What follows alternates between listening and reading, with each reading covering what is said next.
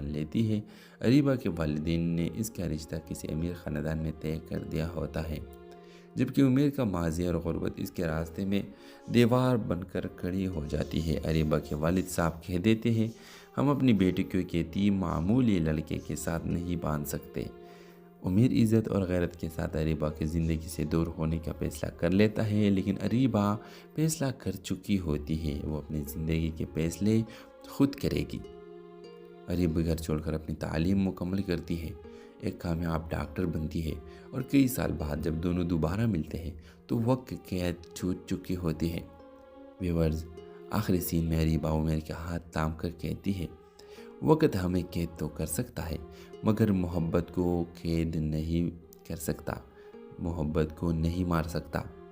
آپ دیکھیں گے کہ اسی دوران یہ دونوں آتے ہیں اور اریبہ اپنے گھر آتی ہے اور گھر میں اپنے باپ کے سامنے کہتی ہے کہ میں عمیر سے محبت کرتی ہوں اور مجھے عمیر ہر حالت میں چاہیے۔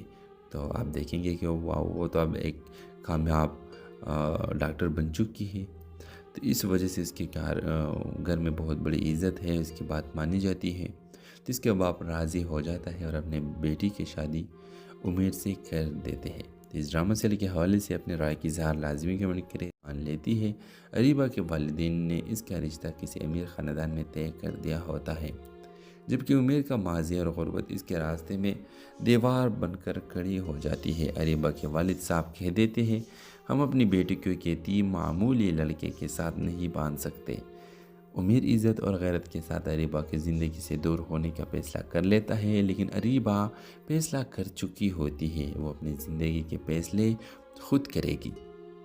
اریبہ گھر چھوڑ کر اپنی تعلیم مکمل کرتی ہے، ایک کامیاب ڈاکٹر بنتی ہے، اور کئی سال بعد جب دونوں دوبارہ ملتے ہیں تو وقت قید چھوٹ چکی ہوتی ہے۔